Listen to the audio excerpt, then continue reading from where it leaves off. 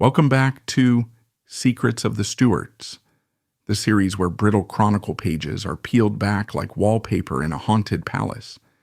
Last episode, we tracked the clan's meteoric climb from Walter Fitzallen's medieval ledger room to the echo that followed Charles the Mercer's final heartbeat. We witnessed marriages that welded crowns, smelled the sulfur of the gunpowder plot, and eavesdropped on pillow talk letters that still singe the archive ink. And yet, that was only the foyer. Deeper in the labyrinth, torches flicker on corridors, hushed by non-disclosure oaths and sealed with sovereign wax, guarded by vows of silence older than Shakespeare. What waits there? A fortune nobody finished counting, a confession nobody dared sign, and decisions so radioactive they still pulse beneath today's constitutional bedrock. Step lightly. Each creaking floorboard may drop us into a vault of sworn enemies, forbidden faiths, or a plot twist historians left on the cutting room floor. Subscribe, tighten your cloak, and follow the faint glow ahead. The next secret is already reaching for the lock. James IV's secret affair with Margaret Drummond. Have you ever heard a ghost story that feels a little too real? A story whispered in the shadowy stone corridors of a castle, a tale of love, power, and a death so convenient it sends a chill down your spine. This isn't just any ghost story. This is a cold case, more than 500 years old, ripped from the pages of Scottish history. It's a story about a king, his beautiful lover, and a deadly meal that may have changed the course of two nations. Forget what you think you know about royal romances. This is the dark, tragic, and fiercely debated story of Margaret Drummond, the woman who might have been queen and the man who ruled Scotland, King James IV. Was she the victim of a tragic accident, or was she a pawn, deliberately sacrificed in a ruthless Game of Thrones for a prize far greater than love, a lasting peace with England? To understand this mystery, we have to first understand the man at its center, King James IV of Scotland. And let me tell you, this was no stuffy, one-dimensional monarch. James was a true Renaissance king, a figure bursting with energy, intellect, and charisma. Ascending to the throne in 1488, under the most traumatic of circumstances, his own father, James III, was killed in a battle against a rebel army led by, well, a teenage James himself. He carried a heavy weight of guilt throughout his life. As a penance, he was said to have worn a heavy iron chain, an iron belt around his waist, adding a link to it every single year. But this private torment was hidden behind a dazzling public persona. James was brilliant. He was a polyglot, fluent in Gaelic, Scots, English, Latin, French, German, Italian, and Spanish. He was a patron of the arts and sciences, founding the University of Aberdeen and establishing one of the first printing presses in Scotland. His court at Stirling and Edinburgh was a vibrant hub of culture, filled with poets, musicians, and alchemists.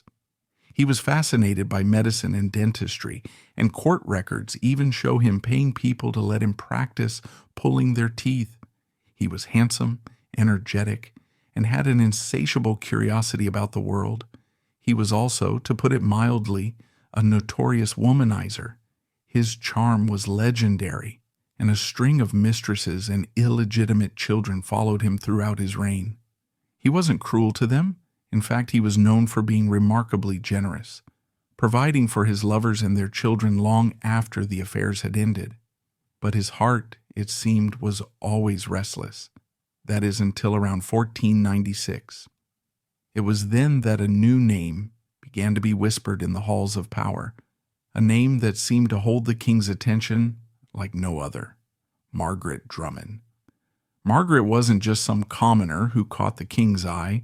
She was a daughter of Lord John Drummond, First Lord Drummond, the head of one of Scotland's most powerful and respected noble families. The Drummonds were major players, deeply embedded in the political fabric of the kingdom. To have a daughter in the king's bed was a significant source of influence and prestige.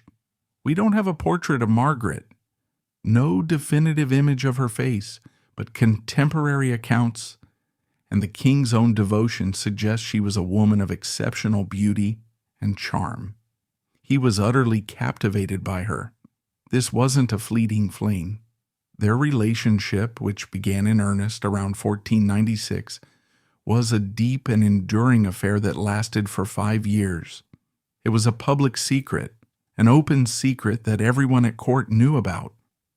James installed her in his finest castles, primarily Stirling and Linlithgow Palace, showering her with gifts of expensive fabrics, jewels, and land. This was more than just keeping a mistress. This was treating a woman like a queen in waiting. And perhaps most significantly, she gave him a daughter, another Margaret, named after her mother, who was born around 1497. The birth of Lady Margaret Stuart solidified the bond between them. James adored his daughter, and his affection for the mother grew even stronger. For 5 years, Margaret Drummond was the unofficial Queen of Scotland. She was the center of James's world. There are even persistent rumors, though they are difficult to prove definitively, that the king made a secret promise to her. Some historians believe he may have entered into a de presenti marriage contract, a kind of binding promise of future marriage that, in the eyes of the church at the time, was almost as good as the real thing. The idea was that once he could secure a dispensation from the Pope, as they were related within the forbidden degrees of kinship, he would make her his legal wife and queen. If this is true, it elevates their story from a simple affair to a genuine, star-crossed romance. He wasn't just sleeping with her, he was planning a future with her. But while James was lost in his love for Margaret, the winds of politics were blowing fiercely from the south, and they carried the scent of a different kind of alliance, one forged not in passion, but in cold, hard diplomacy. For centuries, Scotland and England had been locked in a cycle of brutal warfare. The border was a place of constant raids, skirmishes, and bloodshed. In England, a new dynasty, the Tudors, had taken the throne. The shrewd, calculating King Henry VII was desperate to secure his kingdom. He had enemies everywhere, and the last thing he needed was a belligerent Scotland to the north, especially one that could reactivate its old alliance with England's old enemy, France. Henry needed to neutralize the Scottish threat, and he knew the best way to do that was through a marriage alliance. He had a daughter, a young princess named Margaret Tudor. What better way to create a treaty of perpetual peace than to bind the two royal houses together by blood? Pressure began to mount on James IV. The Scottish nobility was divided. Many, especially those who had lost family and fortune in the endless wars, saw the wisdom in an English marriage. Peace would mean stability, trade, and prosperity. This pro-English faction, likely led by powerful figures at court who stood to gain from closer ties with the Tudors, saw one major obstacle standing in the way of this glorious peace: Margaret Drummond. As long as Margaret held the king's heart, he was unlikely to seriously consider the English match. If the rumors of a secret marriage contract were true, the situation was even more dire. James was honorable in his own way. He might feel bound to Margaret Drummond, putting his personal feelings and his promise above the political needs of his kingdom. From the perspective of a hard-nosed political operator, Margaret Drummond wasn't just the king's lover. She was a liability, a roadblock to national security. And roadblocks in the ruthless world of 16th century politics have a tendency to be removed. This brings us to the fateful year of 1501. The diplomatic talks with England were reaching their climax. The marriage to Margaret Tudor was no longer a vague possibility. It was becoming an urgent necessity. And then, tragedy struck. Margaret Drummond was staying at Drummond Castle, her family's ancestral home, with two of her sisters, Euphemia and Sibylla. One day, the three young, healthy women sat down for a meal. A short time later, all three were dead. The official story, the one that was quickly put out for public consumption, was food poisoning, a tragic accident, perhaps some bad fish or spoiled meat. In an age without refrigeration, such things happened. But did they? The simultaneous death of three healthy, noble women after a single meal immediately screamed of something more sinister. Poison was a well-known political tool, a silent and effective weapon used to eliminate rivals without the mess of an open assassination. The timing was, to put it mildly, impossibly convenient. Just as the final push for the English marriage was underway, the one woman who could prevent it was suddenly and permanently out of the picture. The rumors started instantly. It wasn't a tragic accident. It was murder. The whispers pointed fingers at the pro-English factions at court. These were the nobles who believed that Scotland's future depended on the Tudor alliance. Had they decided to take matters into their own hands, to eliminate the king's beloved mistress for what they saw as the greater good of the realm? It's a chillingly plausible scenario. By poisoning her, they could present her death as a tragedy, an act of God freeing the king from his emotional and perhaps contractual obligations, clearing the path for Princess Margaret Tudor. So, how did the king react? James IV was, by all accounts, utterly devastated. His grief was profound and public. He ordered that Margaret be given a funeral befitting a queen. He paid for her to be buried in a magnificent tomb, laid to rest before the high altar at Dunblane Cathedral, a place of supreme honor. For years afterward, he continued to pay for masses to be said for the salvation of her soul. He took their young daughter, Lady Margaret Stuart, under his wing, ensuring she was well cared for and raised within the royal household. These are not the actions of a man who was complicit in a murder. They are the actions of a man heartbroken. But here's where the story gets complicated. Despite his grief, James IV did not launch a massive public investigation. There were no high-profile arrests, no show trials, no hunt for assassins. The death was essentially hushed up. The official narrative of food poisoning was allowed to stand, even though few at court likely believed it. Why? Because a murder investigation would have been a political catastrophe. If it led back to his own powerful nobles, it could have triggered a civil war. If it somehow implicated the English, which is less likely but not impossible, it would have destroyed the very peace talks her death was meant to enable. This is a classic case of royal damage control, a desperate attempt to suppress a scandal that could destabilize the entire kingdom. We've seen this pattern throughout history. Just think of the affair between Queen Caroline Matilda of Denmark and the royal physician Johann Friedrich Struensee in the 1770s. Their liaison led to a palace coup, Struensee's brutal execution, and the Queen's exile. The scandal rocked the Danish monarchy to its core. James IV would have been desperate to avoid a similar public implosion. He was forced to choose between justice for the woman he loved and the stability of the country he ruled. He chose his country. So with the path now clear, the Treaty of Perpetual Peace was signed in 1502. In 1503, James IV married the 13-year-old English princess, Margaret Tudor, in a lavish ceremony at Holyrood Abbey. This union was called the Marriage of the Thistle and the Rose, and it was a moment of immense historical significance. In the long run, it was this marriage that directly led to the union of the crowns a century later, when their great-grandson, James VI of Scotland, inherited the English throne to become King James I of England. Margaret Drummond's death, whether by accident or design, paved the way for the creation of Great Britain as we know it today. James VI and First Witch Hunt Manipulations. Lightning rips across a winter sky off the coast of Scotland, a ragged white scar lighting up black clouds as if the heavens themselves are being torn apart. And a young king, barely 24, but already aged by intrigue, clutches the sodden rail of his storm-tossed ship.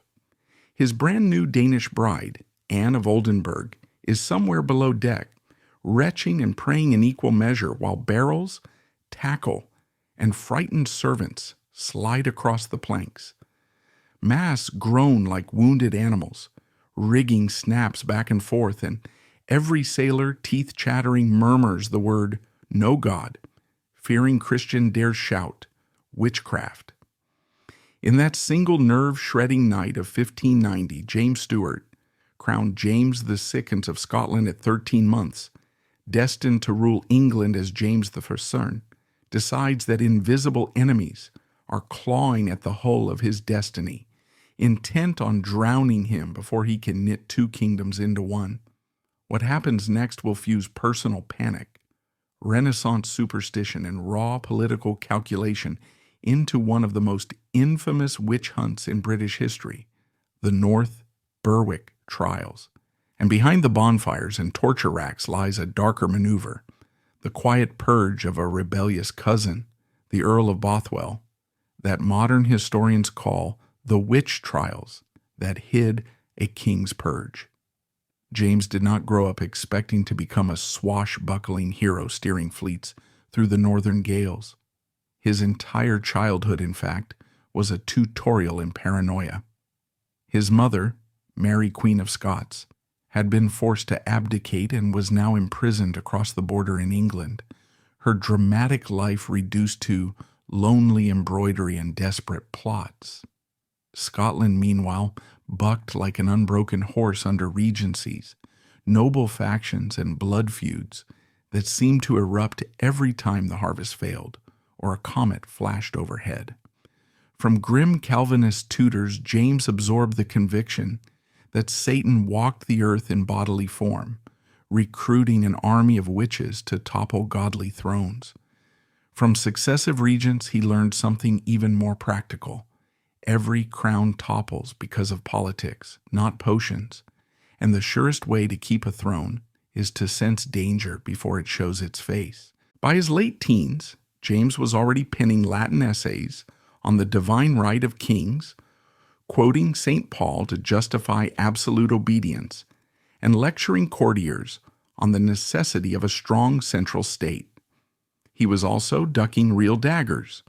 At 14, he survived the first Ruthven raid, a spectacular hostage situation in which Protestant lords kidnapped him inside Ruthven Castle and ruled in his name for 10 months while he fumed under watch. He emerged cynical, suspicious, and exquisitely sensitive to threats, real and invented. Chief among those threats stood Francis Stuart, 5th Earl of Bothwell, charismatic, Catholic-leaning, wine-soaked, flamboyant, and blessed with a royal bloodline that made him both glamorous and lethal. Bothwell was the nephew of James's own stepfather, the notorious James Hepburn, who had possibly murdered Mary's husband, Darnley. History had dressed the name Bothwell in treason long before young Francis picked up the torch. James admired him in the way a poet admires lightning, dazzling, unpredictable, and likely to burn down everything he loves. The chance to strike arrived wrapped in lightning. When Anne's bridal voyage from Copenhagen ran into 3 separate freak storms, one near drowning the entire fleet in sight of Norway's crags, Danish courtiers reached for the quickest explanation: sorcery. Denmark had just finished its own mini-witch craze. Anna Koldings, nicknamed Mother of the Devil in Copenhagen broadsheets, had confessed under torture to raising tempests against Christian sailors. Now her accusation echoed across the icy North Sea. James, eager to display knightly devotion, insisted on personally sailing to fetch his bride instead of waiting in Edinburgh under a warm cloak. The round trip nearly killed them both, and rumors followed the royal couple home like barnacles. Danish theologians whispered that the devil's plot reached all the way into Scotland. James's insecurities kicked in. The voyage confirmed every nightmare he had ever entertained about vulnerable monarchs, invisible daggers, and storms hurled by unseen hands. Winter had barely lifted its gray lid off Lothian when the first spark reached tinder. Gilly Duncan, a teenage maidservant from the village of Trenin, had suddenly developed a reputation for miraculous healings. Her employer, David Seaton, suspicious that God seldom works through lowly maids, ransacked her quarters and dragged her to a secret chamber. There, the thumbscrews, pillowinks, bit into her tender knuckles until a confession erupted. Desperate to make the agony stop, Gilly spat out names like hot coals hurled from a hearth. Agnes Sampson, the wise wife of Keith, whose herbal poultices cured mothers and cattle alike. Dr. John Fian, erudite schoolmaster rumored to scribble charms in the margins of Latin primers, and over 60 others drawn from every rung of Lothian society. The accusations spread faster than plague spores on a January wind, and within weeks Scotland was staging mass arrests, torture sessions, and sensational public examinations in the seaside town of North Berwick. James could have delegated the matter to his Privy Council. Custom and comfort permitted it. Instead, he demanded front-row seats. He arrived in North Berwick cloaked in ermine, flanked by armed guards, his breath fogging in the night air as torches guttered around the kirkyard. He questioned Agnes Sampson personally while she stood naked to the waist, her gray hair hacked off, her body striped by iron pincers. Contemporary pamphlets, cheap, greasy, and hungrily devoured in taverns, record the king's amazement when the wise woman calmly repeated the secret words he had whispered to Anne on their wedding night, words that no mortal creature could have known. Historians later pointed out the obvious. A guard overheard, or a lady-in-waiting gossiped. But for James, the moment hit like a thunderclap. The devil's spies were everywhere, eavesdropping at the very edge of the royal bed. Agnes did more than parrot pillow talk. Under misery that twisted her joints like hot wire, she painted an unforgettable tableau. On Halloween, All Hallows' Eve, dozens of witches, she said, had sneaked down to the shore, clambered into sieves and old wooden doors, and paddled them across the moonlit Firth of Forth like grotesque rafts. They disembarked at North Berwick Kirk, blew the church door off its hinges with a devilish gust, and filed inside chanting the psalms backward. There, in the flickering sulphurous blue of unholy fire, they kissed Satan's hairy backside, feasted on poisoned apples, and plotted to sink the king's fleet by knotting ropes, stabbing wax dolls, and summoning sea devils. The imagery lodged deep in the Scottish imagination, part horror play, part carnival nightmare, and it galvanized the crown. James ordered further questioning. His interrogators jammed iron needles under fingernails, twisted ropes around heads until eyes bulged, and deployed the infamous Devil's Mark search, stripping prisoners and lancing every mole and freckle until someone found a painless spot that proved a pact with hell. Scottish law allowed these torments only by royal warrant. James signed them with relish, his signature a flourish beneath every crack of the boot. Yet theology was only half the bonfire's fuel. Agnes Sampson's forced narrative eventually landed on a name written in letters large enough to eclipse Satan himself: Francis Stuart, Earl of Bothwell. Agnes swore that Bothwell had hired sorcerers to murder the king, first by storm, then by melting a wax effigy whose face looked disturbingly like James's own thin features. The accusation was perfect. Since 1589, Bothwell's ambition had alarmed James's advisers. He had staged a prison break from Edinburgh Castle by bribing a guard, flirted with open rebellion, and enjoyed gossip that maybe, just maybe, he was the more dashing choice for a modern monarch. Now an official confession, even one wrung from shattered bones, cast him as the puppet master of diabolism. James pounced. What began as a patriotic witch hunt swiveled smoothly into a velvet noose tightening around a royal cousin's neck. Modern scholars sifting through the surviving court papers in climate-controlled archives see a pattern as tidy as a chessboard. Torture-produced confessions named Bothwell, royal proclamations declared a national emergency, and Parliament, eyes wide with holy dread, voted emergency funds for investigating witchcraft. Money once earmarked for harbor repairs flowed directly into the crown's coffers, plugging James's chronic debts, greasing the machinery to hunt Bothwell's allies, and financing spies who shadowed the Earl across Europe. If the scheme sounds familiar, it should. A generation earlier, Habsburg monarchs had wielded the Spanish Inquisition to plunder the fortunes of converted Jews, and a century later Bourbon kings would crack down on Jansenists under the banner of doctrinal purity. The blueprint never changes. Cloak political strangulation in the language of sacred duty, and the treasury fills itself out of terrified pockets.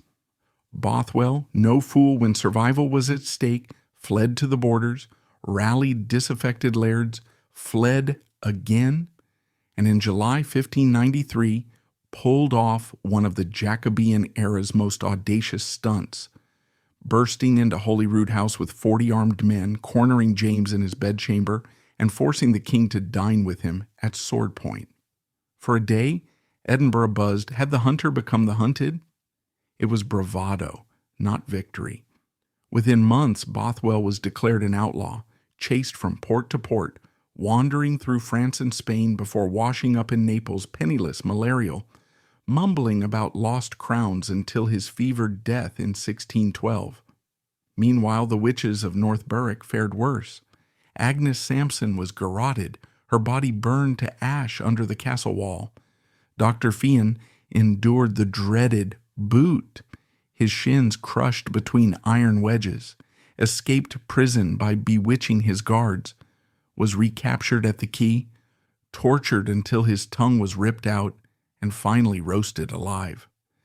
Jilly Duncan, whose trembling testimony had ignited the nightmare, slipped out of history's ledger entirely, likely devoured by the same flames she had kindled. James emerged triumphant, and, to hear him tell it, wiser than Solomon. In 1597 he published Demonology, a 3-book dialogue that masqueraded as scholarly theology, but reads equally as paranoid memoir. It explains how witches recruit servants, why storms testify to Satan's hand, and, most crucially, how Christian kings must uproot these vipers or forfeit divine favor. Look closely, and the treatise doubles as a political manifesto. Only the sovereign may authorize extraordinary measures. Regional magistrates must obey. Skepticism is sin. When James inherited Elizabeth's English throne in 1603, he rode south with trumpet fanfare, baggage wagons, and a personal bodyguard larger than some armies. One of his first acts in the new Parliament was to push through the Witchcraft Act of 1604, sharpening penalties and centralizing prosecutions. Elizabethan England had executed perhaps a dozen witches in 45 years. Jacobean England, fueled by demonology and a king eager to showcase moral rigor, would light hunts that claimed hundreds through the 1640s. Charles I's secret royalist smuggling ring. The story you're about to hear begins long before dawn, when the lanterns of Dover flickered like cautious fireflies against the white cliffs, and the Channel wind tasted of salt and danger. Imagine a single-masted ketch easing into the tidal harbor, its deck seemingly piled high with oak casks of Normandy cider, bound for London's taverns. But inside those casks, packed in straw and beeswax linen, lay gleaming snap-haunces and bandoliers of powder, the lifeblood of a king preparing to fight his own people. This is the nearly forgotten tale of how Charles I, a monarch famous for velvet capes and Van Dyck portraits, quietly ran one of the busiest smuggling rackets in 17th century Europe, the king's smugglers, who fueled a war, as one later pamphleteer snarled, and how the entire caper unspooled beneath Parliament's nose like smoke through a keyhole. By February 1642, the rift between Charles and Westminster had become a canyon. He had marched into the Commons to arrest 5 MPs, failed, and fled the capital in humiliation. Parliament controlled London's coffers, the navy, and, critically, the customs officers, who could throttle any royal revenue flowing through the major ports. The king still possessed theatrical charisma, but charisma doesn't pay sergeants, and an army devours money faster than it swings swords. While Parliament levied the weekly assessment and minted propaganda, Charles faced a choice every modern politician knows by heart: raise new cash or lose the narrative. So he looked seaward toward Dover, the narrowest buckle in England's belt, a port he believed he could play like a private violin. Dover, of course, had been guarding the straits since Julius Caesar's triremes scudded past the chalk. In 1642, its castle was supposed to stand for Parliament, but the town underneath was a raucous checkerboard of loyalties. Royalist innkeepers toasted the crown in cellars, Puritan shipwrights sang the psalms while caulking hulls for Parliament, customs clerks could be greased with a friendly loan. The harbor master, one Captain John Boys, had sworn allegiance to Westminster. But Boys had also fought the Spanish years earlier under Sir John Ogle and remembered how lucrative unofficial freight could be. A little gold in the right fist might persuade even a parliamentarian to study the floorboards instead of the cargo. The royal scheme started modestly enough. A consignment of pistols purchased in Antwerp by English merchants still loyal to their sovereign. Antwerp's docks were crawling with English Catholic refugees and Huguenot gunmakers, perfect cover. Letters later uncovered in the Public Record Office reveal an elegant but unmistakable cipher. The flax arrives by Thursday tide. Ensure the linen is well watered. One note reads, the flax clearly code for match cord, and the linen the muskets themselves. Those letters show Charles's spy master, Endymion Porter, orchestrating deals with Dutch factors, funneling payment through Genoese bankers, and instructing captains to paint their hulls in neutral colors so they might pass as Swedish grainers. The entire dance anticipated modern money laundering by 3 centuries. Andrew Mellon's tax contortions in the 1930s looked by comparison like a game of pickup sticks. Yet money remained the bottleneck.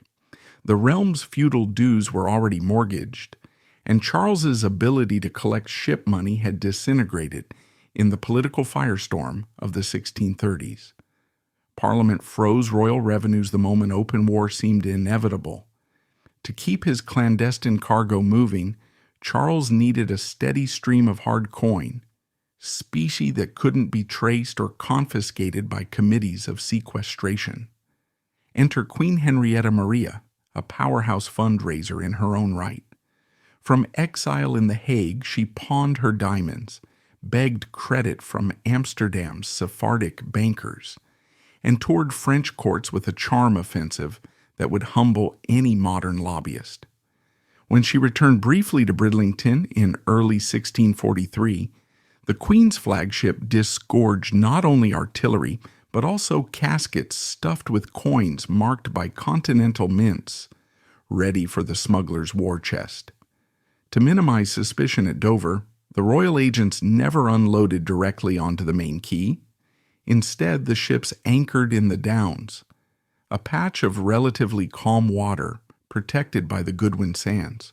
Small boatmen known locally as hovelers rowed out under cover of darkness, transferred the contraband, and slipped the packages ashore at Shakespeare Beach or St. Margaret's Bay.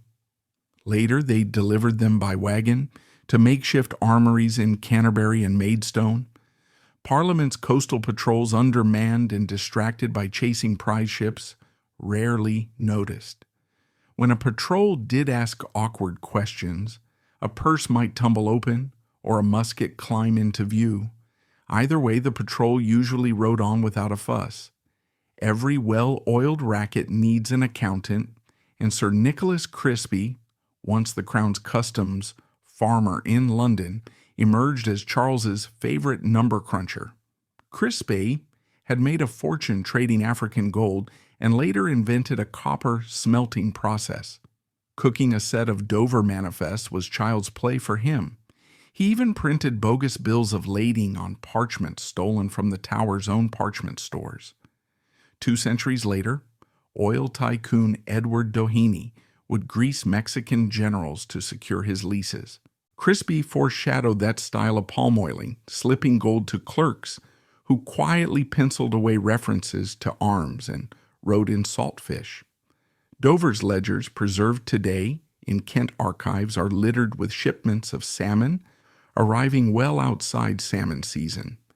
An ecological impossibility that only makes sense once you imagine the fish were 40-inch muskets. The king's couriers also relied on a network of postboys and innkeepers who carried sealed packets of intelligence up the old Roman road, Watling Street, toward Oxford, Charles's wartime capital. One such courier, Anthony Jackson, left behind a travel diary describing how he tucked cipher wheels into the heel of his riding boot. He changed horses at Rochester, Maidstone, and Sittingbourne, bribing ostlers with slugs of brandy.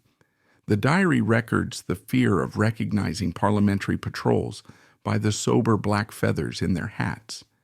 Jackson's world reads almost cinematic, spurs striking flagstones, muffled pistols under saddlecloths. Yet it was deadly earnest. A caught courier often ended his career on Gallows Oak outside towns like Aylesbury, a paper crown nailed to his skull as a warning. Linking it all to cash were the foreign exchange dealers clustered around Lombard Street, men who could turn Spanish reals into English nobles faster than you can swap Bitcoin today. Some, like Humphrey Maniton, openly favored the king. Others simply favored profit. They devised bills of exchange that moved money from Antwerp to Oxford without a single coin leaving their counting houses, balancing credits against debits in a web of double entry books more tangled than modern derivatives. When these ledgers went up in the flames of the Great Fire 2 decades later, much of the documentary trail disappeared, an arsonist's dream come true, though the fire was no plot. The crown jewels reappeared intact after the restoration, but the paperwork proving where the gun money had come from was gone forever.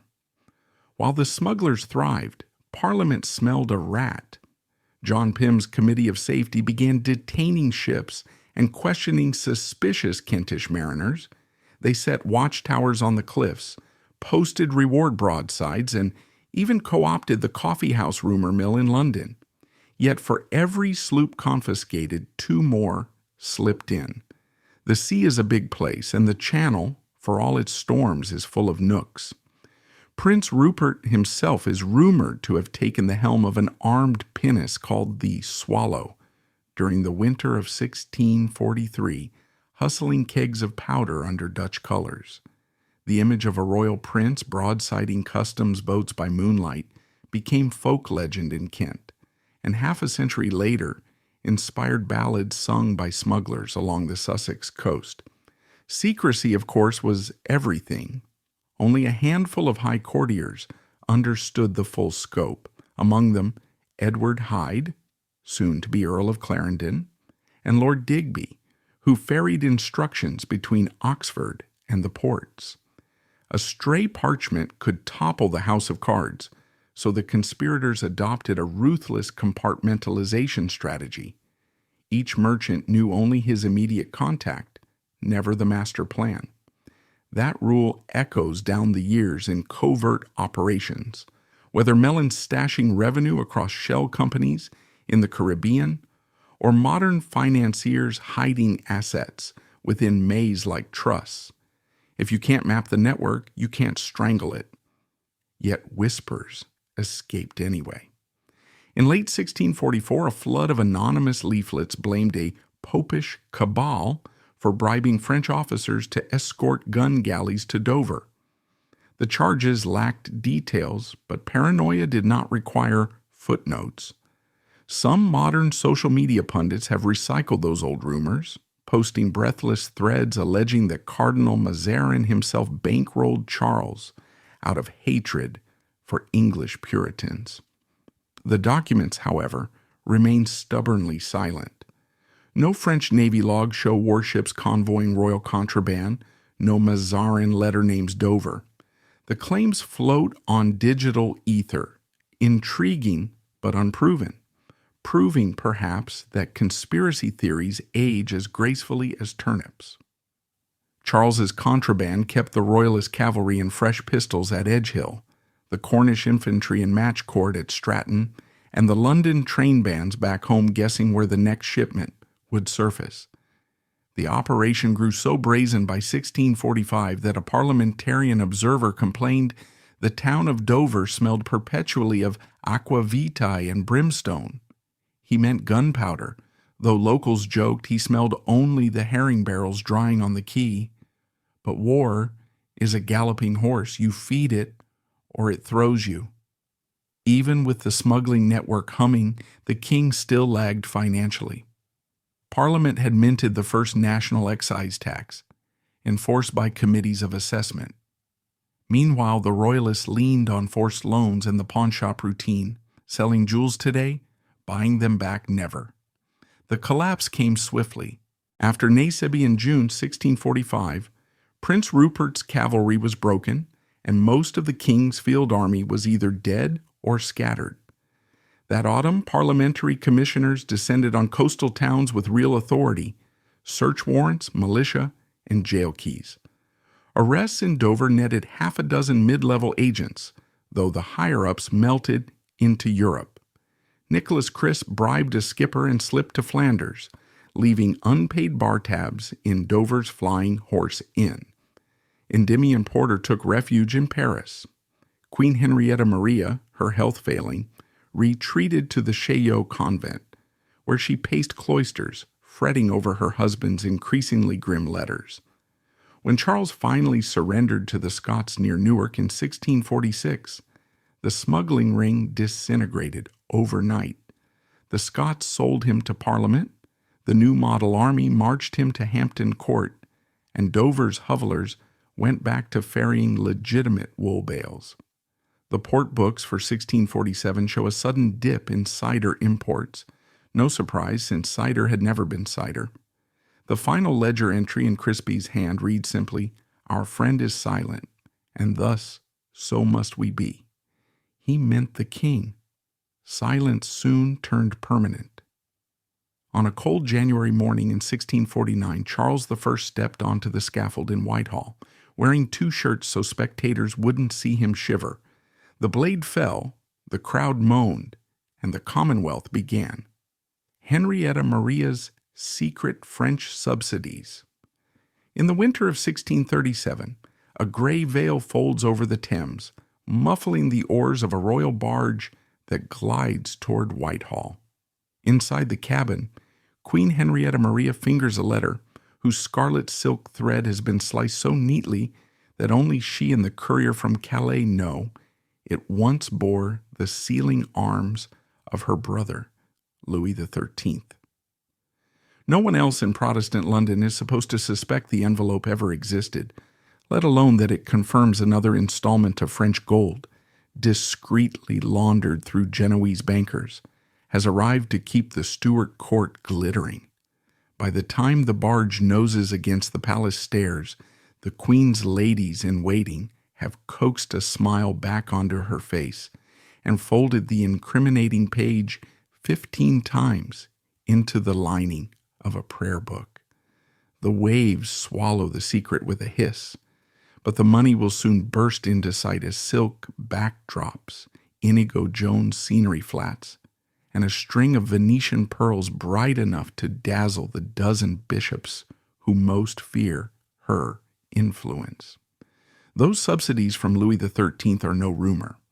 French diplomatic memoranda archived at the Bibliothèque Nationale and the careful cash books of the Genoese firm Pallavicino and Company tally 26 transfers between 1630 and 1640, often coded as linen for the chapel or refreshments for the northern cousins.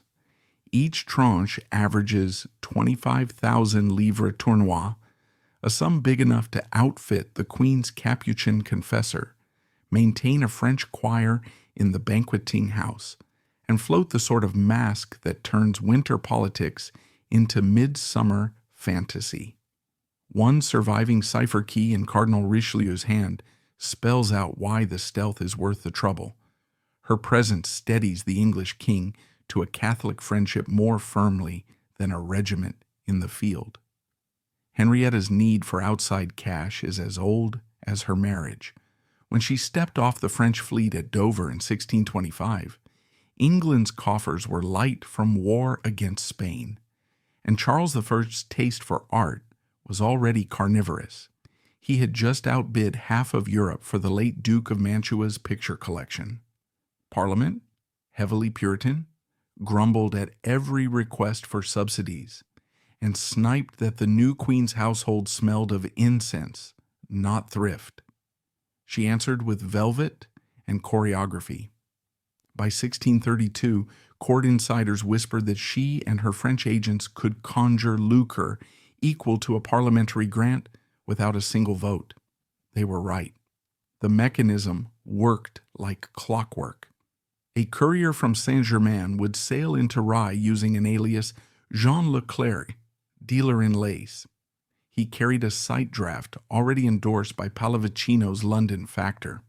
The factor presented it at the back door of the Queen's wardrobe, received a receipt countersigned by Sir Kenelm Digby, and strolled away whistling. Within 48 hours, bolts of satin, ordered on credit from London mercers, were redeemed in hard coin.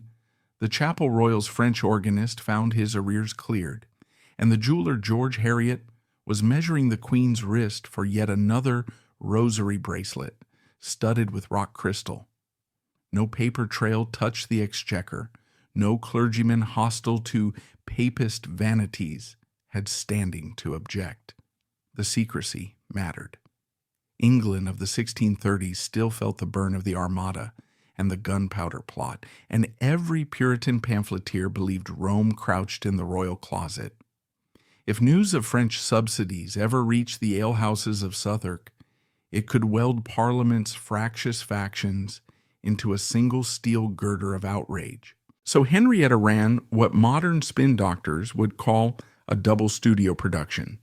The public stage showed afternoon archery contests, Anglican psalms, and a queen who dutifully accompanied her husband to opening sessions of the Star Chamber.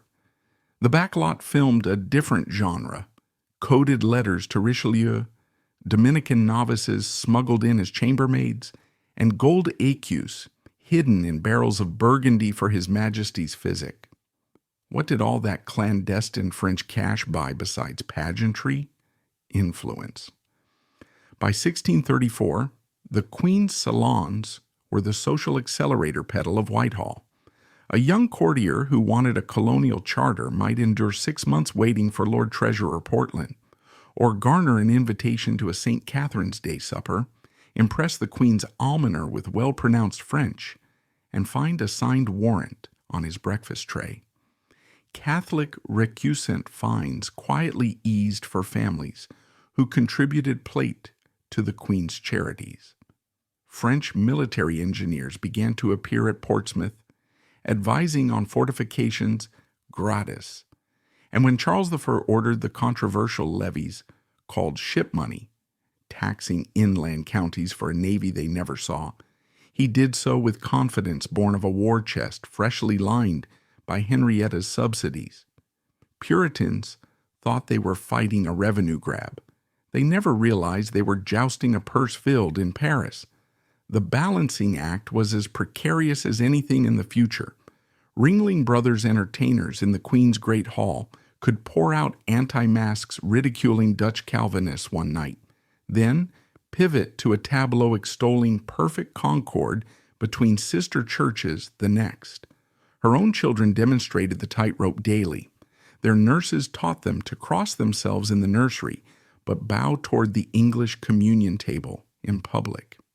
When their eldest son fell ill, Henrietta sent a secret courier to the Capuchin convent for a relic of St. Denis, yet allowed the Archbishop of Canterbury to proclaim a Protestant fast day for the prince's recovery. Gold bought that duplicity. Without French subsidies, her Catholic network would have withered, and the Queen would have stood naked before critics who already called her Madame Maldépendue. Modern readers sometimes flinch at the sums. Adjusted for 21st century purchasing power, the French transfers pumped the equivalent of 30 million US dollars into Whitehall over a decade, roughly the combined annual budgets of the National Gallery and the Royal Opera House today. It is the kind of hush-hush endowment that in America's Gilded Age allowed railroad baron Henry Flagler to settle a vast bequest on his young wife Mary Lily, shielding it from public scrutiny so completely that her influence in Florida politics only came to light at probate. Flagler's discreet funneling of wealth echoes Henrietta's, proof that money skimmed off the books can reshape whole skylines. And Henrietta's skyline was cultural. The ceiling of the banqueting house, Rubens's masterpiece of apotheosized monarchy, owed its varnish not just to Charles's appetite for oil paint, but to the Queen's ready coin for finishing costs Parliament grew skittish about. The Queen's House at Greenwich, the first classical building in England, might have stalled half-built had she not advanced payroll for Inigo Jones's masons. Her French subsidies even trickled through English poetry. Ben Jonson's masque Chloridia credits its diamond-encrusted costumes to Her Majesty's gracious command and encouragement, a polite euphemism for the purse she filled from the other side of the Channel. Researchers inside the French diplomatic archives have been following the money for years, photographing bundles labeled S.E. Angleterre 30C. They found one letter in which Richelieu chides the English Queen for laying out too much on what he dryly calls scenic ornaments instead of solid friends at court. She replies that jewels and fireworks sway hearts faster than clandestine stipends, and she might have been right. In spring 1638, a Puritan MP who had denounced baubles of Babylon at Easter attended a court masque and wrote home confessing himself transported beyond sober reason. He voted with the crown 2 weeks later. Of course, not every purchase was a win. Henrietta's decision to commission a marble statue of the Virgin for her private chapel triggered pamphlet hellfire. William Prynne, already nursing a cropped ear for anti-theatrical rants, warned that Rome hath crept into Whitehall upon unshod feet. The Star Chamber convicted him again, this time branding SL, for seditious libeller on both cheeks. What the verdict did not reveal was that the Queen's hidden purse paid the jailers extra to keep Prynne alive. Dead martyrs make louder sermons.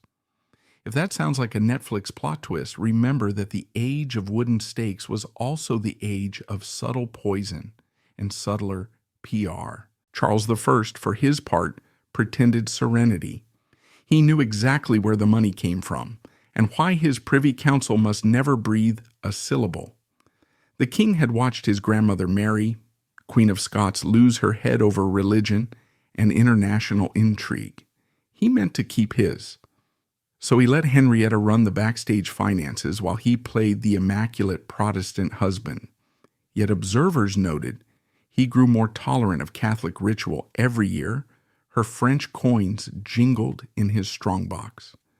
By 1635, Anglican chaplains grumbled that Holyrood Palace in Edinburgh now followed a ceremonial closer to Rome than to Geneva, a drift that fed Scottish resistance and sowed seeds of war. When muskets finally cracked over bishops' wars, some enemies muttered that gun barrels should be stamped with the fleur-de-lis in honor of the hand that paid for them. The hidden river of cash also irrigated intelligence work. Henrietta tapped a circle of English-born priests who shuttled between Douai, Paris, and London disguised as music tutors. Their stipends, drawn from the same French purse, bought information on Parliament's mood and occasionally greased palms at the custom house.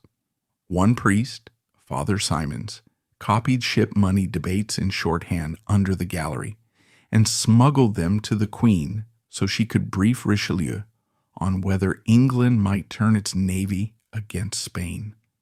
Simon's notebooks survive. Brown blotches fleck the margins where seawater soaked pages during a hurried channel crossing in 1636. The human drama behind the ledgers pulses with contemporary resonance. Everybody knows how Charles II, after a lifetime of Protestant play acting, summoned Father John Huddleston to his deathbed and died a Catholic.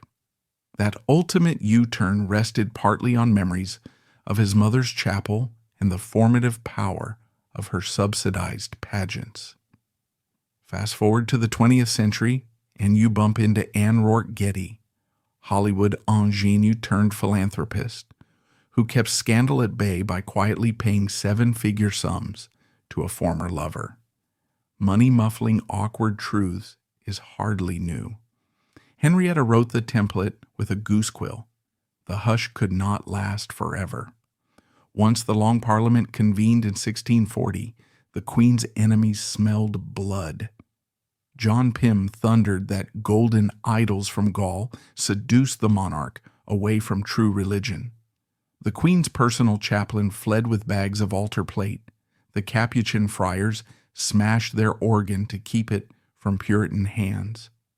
Yet even in flight, Henrietta relied on the subsidy chain. She pawned a diamond Christ-child figurine in Antwerp, originally bought with French money, to hire ships that landed arms in Yorkshire for royalist troops. When the figurine finally re-entered the British Museum in 1907, curators puzzled over a tiny fleur-de-lis etched inside the infant's halo, an artisan's secret nod to the Bourbon coin that paid his fee. After Charles's execution, Henrietta settled in France, living on a pension that Louis XIV styled as filial generosity, but essentially continued the subsidy stream. Exiled cavaliers called her household Little Whitehall, full of English-accented French and French-accented Anglicanism.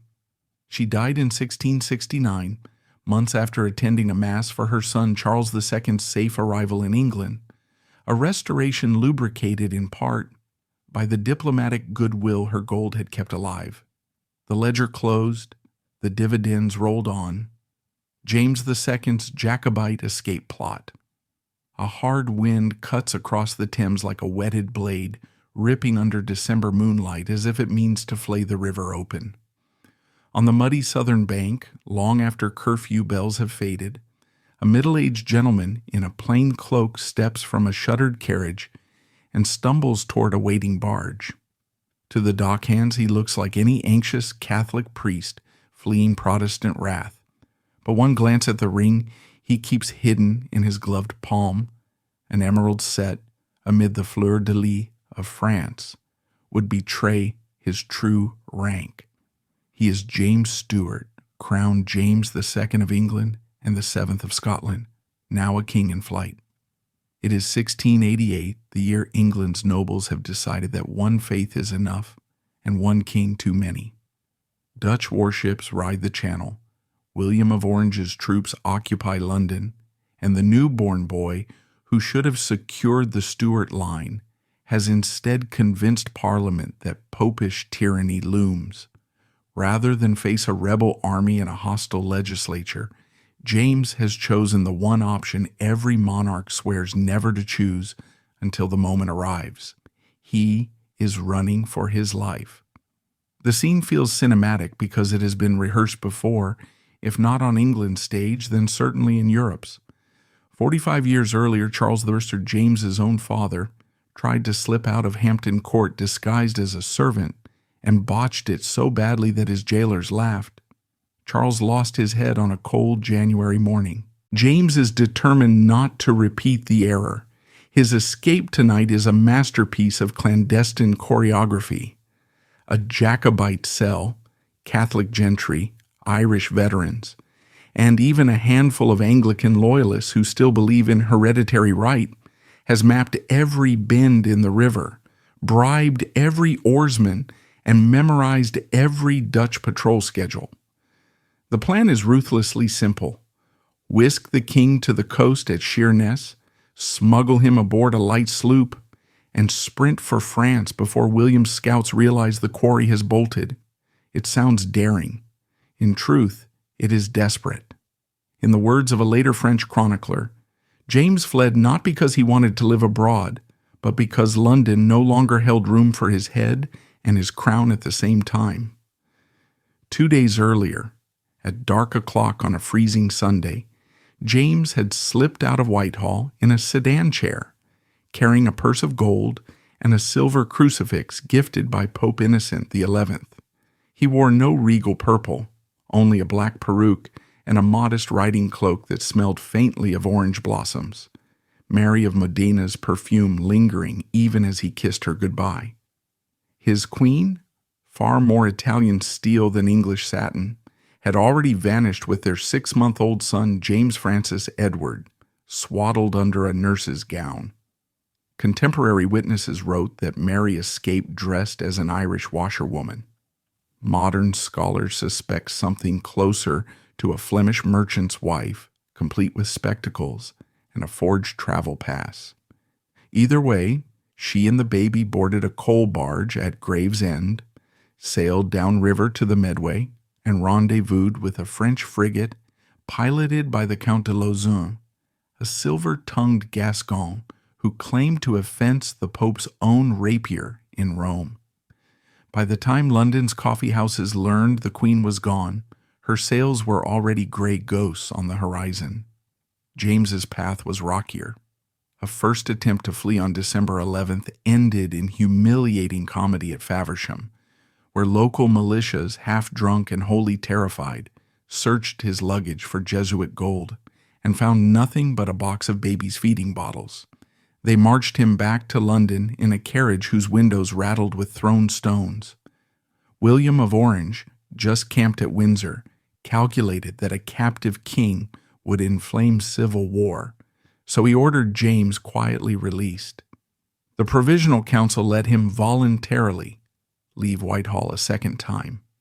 What that council did not grasp, or perhaps chose to ignore, was that James would this time gamble everything on a network of diehards already practiced in smuggling priests, printing seditious pamphlets, and shipping French brandy past customs. Among the courtiers engineering the getaway was Sir Edward Hales, a Kentish baronet, whose estate sat conveniently near the coast. Hales's stables supplied fresh horses, his kitchen staff brewed ale laced with laudanum for suspicious sentries, and his chaplain drafted coded letters sprinkled with biblical references. Psalm 68 for safe passage, Psalm 59 for deliverance from enemies, so that any intercepted note looked pious rather than treasonous. The logistical brain, however, was Father Petre, the king's Jesuit confessor, a man whose mere name blistered Protestant tempers. Petre had spent months shuttling between London, Portsmouth, and the Spanish Netherlands, recruiting sea captains who either loved the Stuarts or loved French silver. He cataloged tides, chartered anonymous sloops, and arranged false manifests so convincing that William's revenue officers saw nothing suspicious in a hold full of Barbary figs that were in fact hollow, wooden barrels cradling letters for Louis XIV. Scholars argue over how extensive the Jacobite underground really was. Tory pamphleteer Roger Lestrange insisted it stretched from the bishop's bench to the butcher's stall, while the Whig satirist Aphra Bain mocked it as a nursery of Romish babes squeaking beneath the skirts of Mother Church. The truth likely lies between propaganda poles, enough sympathizers to ferry a family into exile, not enough to keep a kingdom Catholic against its will. But make no mistake, the hands guiding James onto that barge tonight include noble fingers, soldiers' scars, and the rough knuckles of river smugglers who have never so much as heard a Latin Mass, yet cannot stomach Parliament dictating who wears a crown. As the flat-bottom boat pushes off, ice purls against the prow. James peers through fog at Southwark's rooftops, each gable a silhouette more menacing than the last.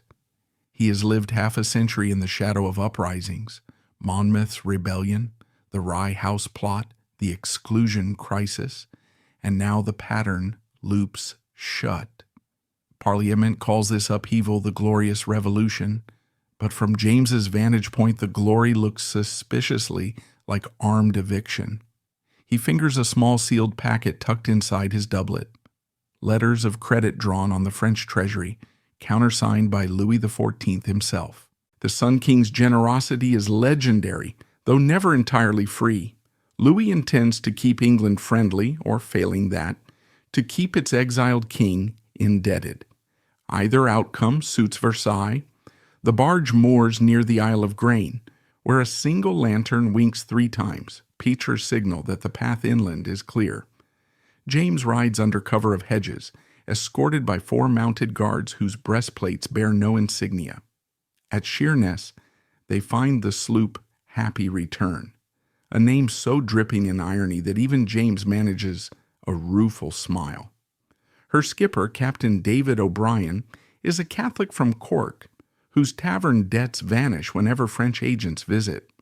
O'Brien insists the channel crossing must start before dawn if they wish to dodge the Dutch blockade. Sailors haul canvas, chickens squawk in wicker crates, and the king is ushered below deck into a cramped cabin that smells of tar, wet wool, and frayed hope. One of the few contemporary diaries that covers the voyage in detail is the journal of Lieutenant Jean-Baptiste Chamilly, a French naval observer posted at Calais. Chamilly records that on December 23rd, he spotted a small English sloop, bobbing like a cork upon gray water, her mainsail reefed within an inch of its life, and her crew singing what sounded like a Gaelic drinking song to drown the moans of a seasick passenger. By dusk, the Happy Return had slipped into the estuary and anchored under the guns of Fort Risbon. Shore patrols received her manifest: tallow, rope, linens, 1 gentlewoman poorly, and cleared her without inspection. Only after the fort's flags dipped in salute did James ascend the ladder, blink at the French coast, and realize that for the first time since infancy he was standing in a kingdom not his own. Calais had seen desperate English kings before: Edward III plotting Crecy, Henry VIII wooing Francis, Charles II begging for ships during his exile. It greeted James with curt efficiency. Local officials hustled him into a litter, curtains drawn, and rattled him toward the citadel, while harbor gossip spun faster than any windlass. Within an hour, Louis XIV's envoy, the Comte de Pontchartrain, arrived with a coach, an escort of musketeers, and a purse heavy enough to pay every innkeeper's silence from here to Saint-Germain-en-Laye. Pontchartrain also delivered a personal letter. The Sun King pledged chateau lodgings, an annual pension of 50,000 livres, and, most tellingly, political asylum so long as your Britannic Majesty shall need it. Rumor insists Louis winked when he wrote need, knowing full well that a deposed monarch has only one destination more permanent than exile. Mary of Modena, meanwhile, awaited her husband at the old abbey of Boulogne-sur-Mer, nursing the infant prince and trading nervous jokes with Lauzun about how little milk the French court drank compared to wine.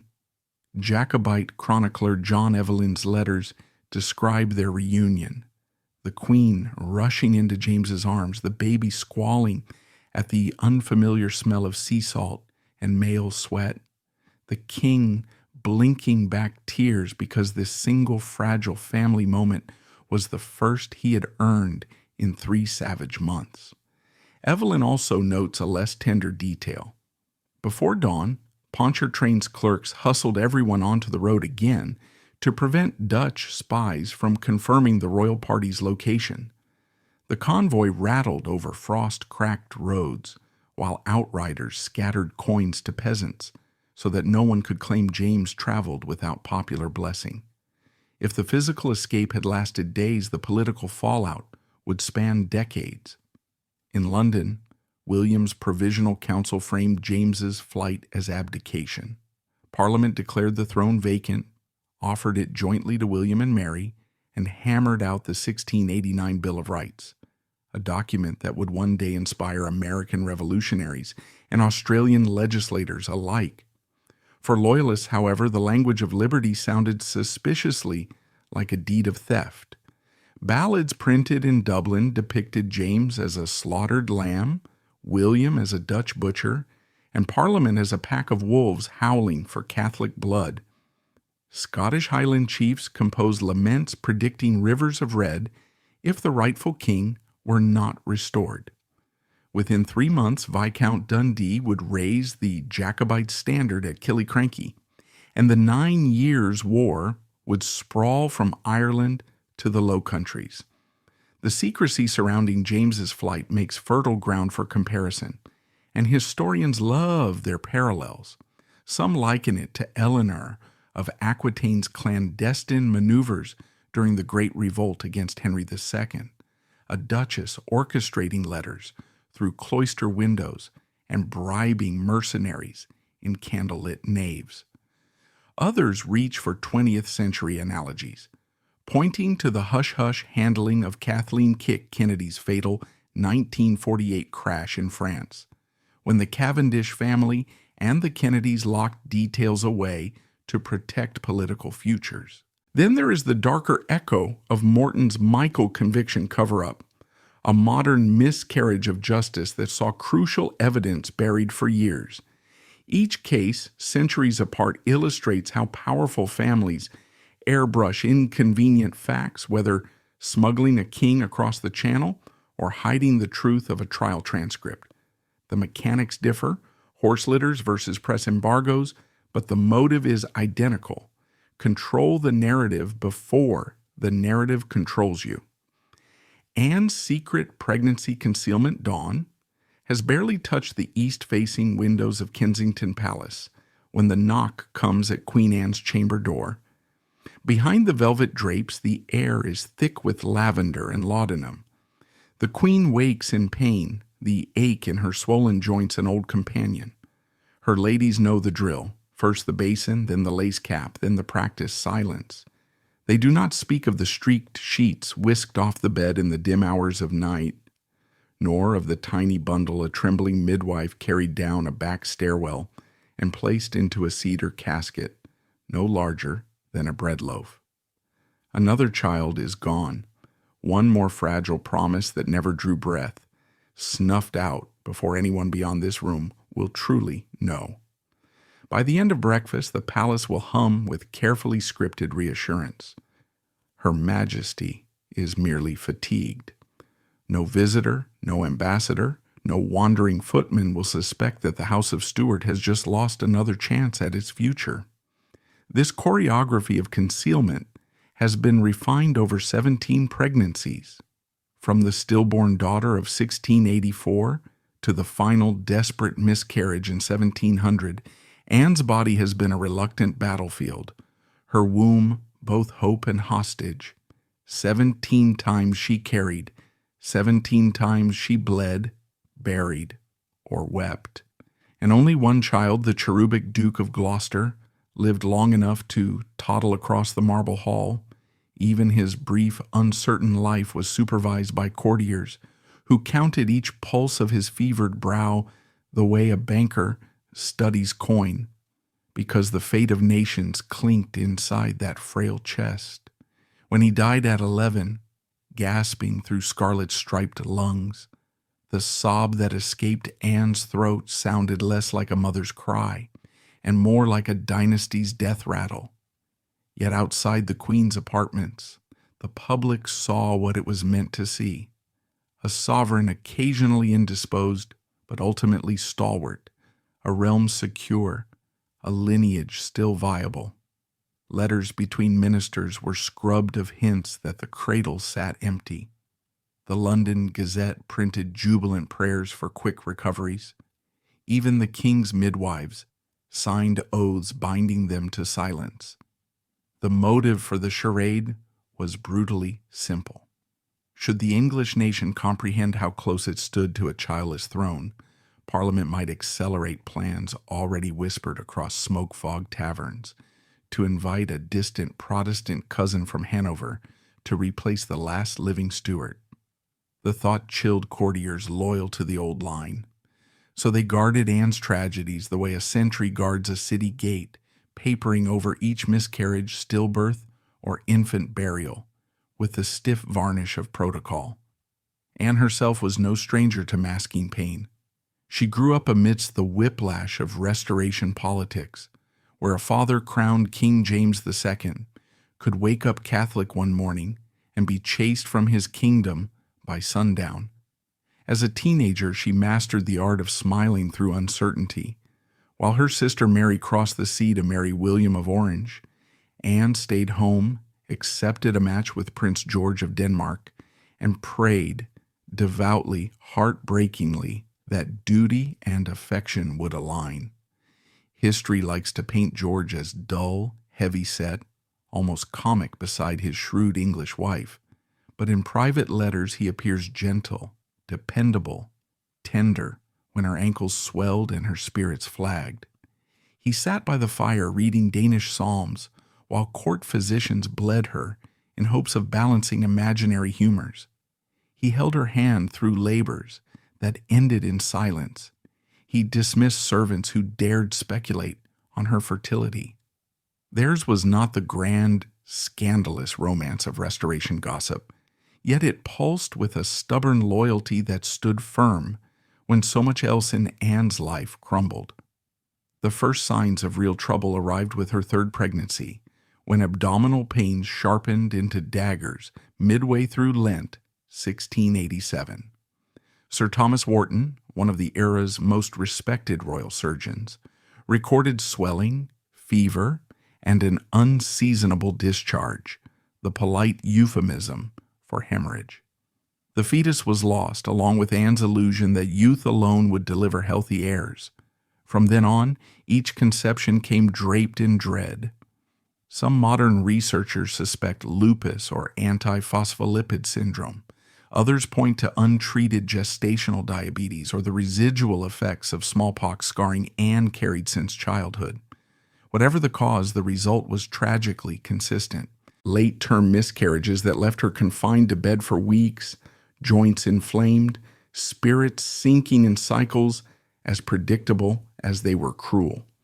The court's collective willingness to collude in secrecy can be contrasted with another royal mother across the Atlantic 2 centuries later, Sarah Delano Roosevelt.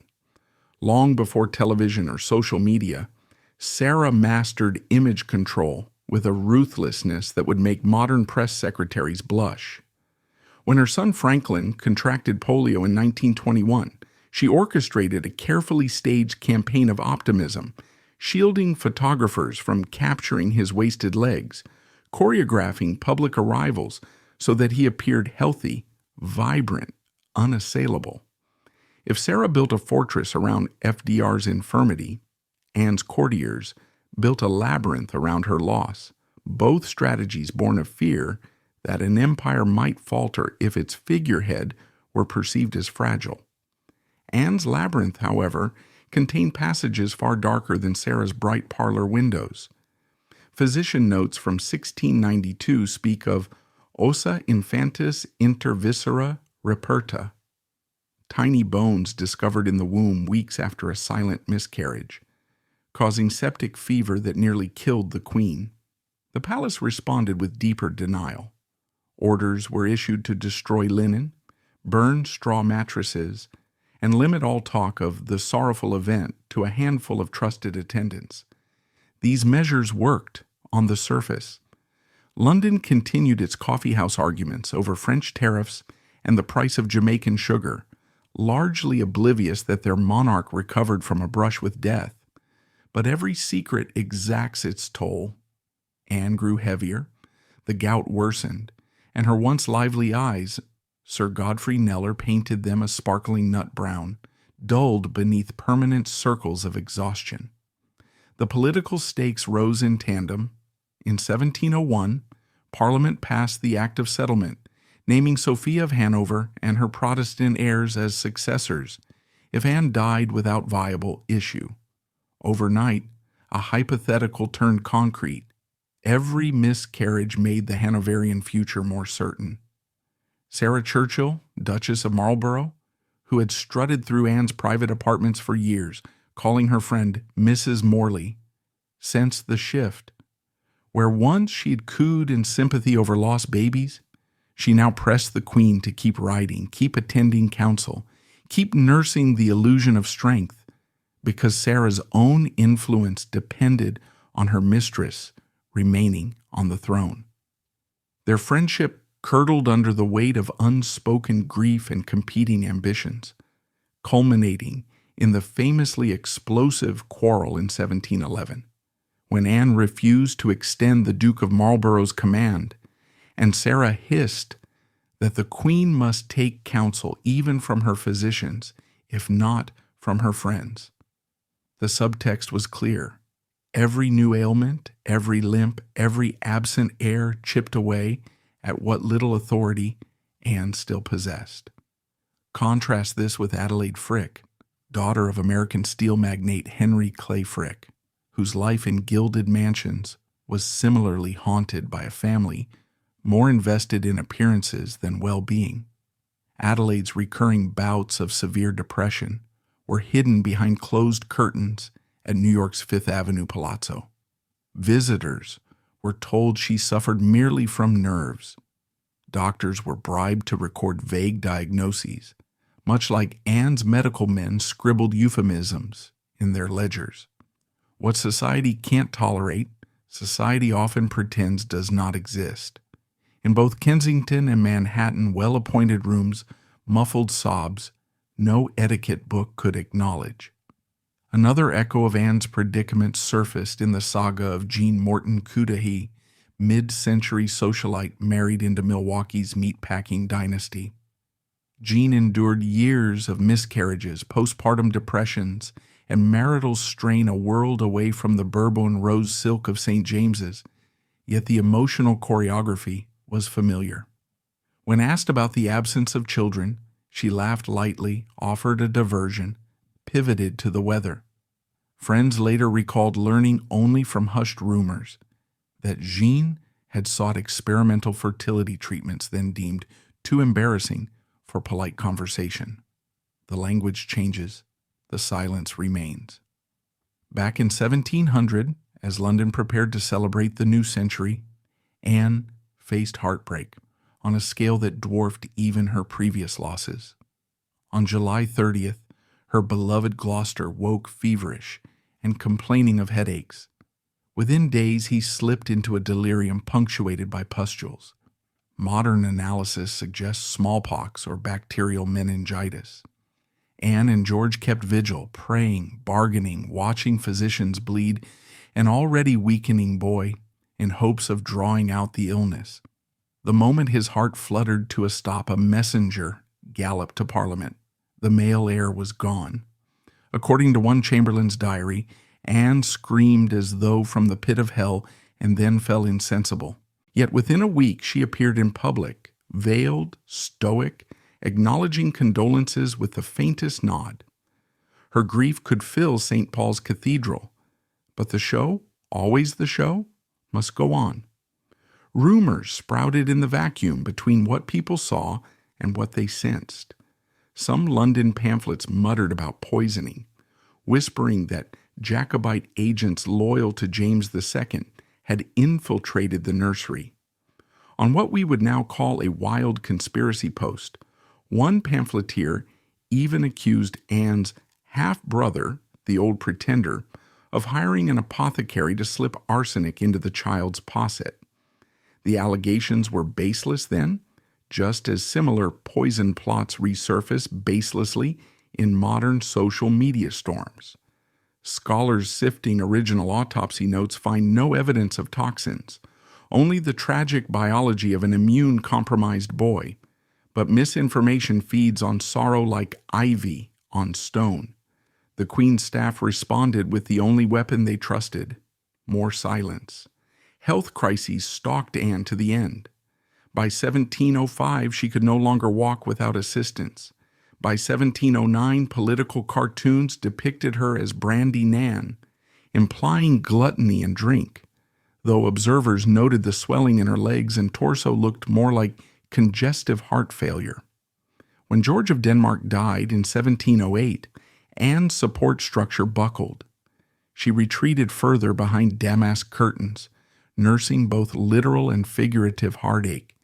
Ministers jostled for favor, mindful that at any moment the throne might tumble into the Hanoverian branch. Yet whenever the Privy Council assembled, the Queen appeared, powdered and girdled, ready to sign papers, approve budgets, and sustain the illusions that had protected her since youth. On August 1st, 1714, in the small hours before dawn, the vigil ended. Anne lay in her Whitehall bed struggling for breath while Archbishop Wake read prayers for the dying. She had ruled for 12 turbulent years, presided over victories in the War of the Spanish Succession, overseen the 1707 Union that fused England and Scotland into Great Britain, and poured private funds into charity hospitals that still stand today. Yet all the pageantry, legislation, and architecture could not mask the one unalterable fact.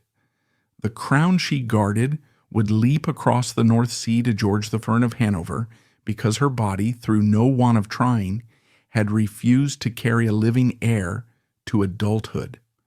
When news of her death spread, bell ringers paused to wonder aloud whether they tolled for an era or simply for a woman history had never fully allowed to be human.